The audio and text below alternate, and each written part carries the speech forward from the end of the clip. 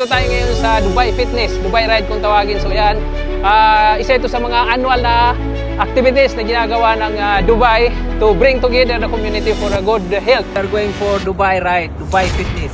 Gumising tayo ng maaga to be part of this amazing events. So matagal na nating pinapangarap na makasali dito, but now is the right time for it.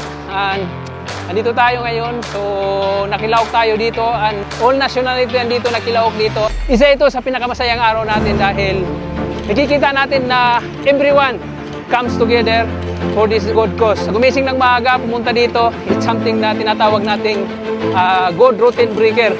Ano?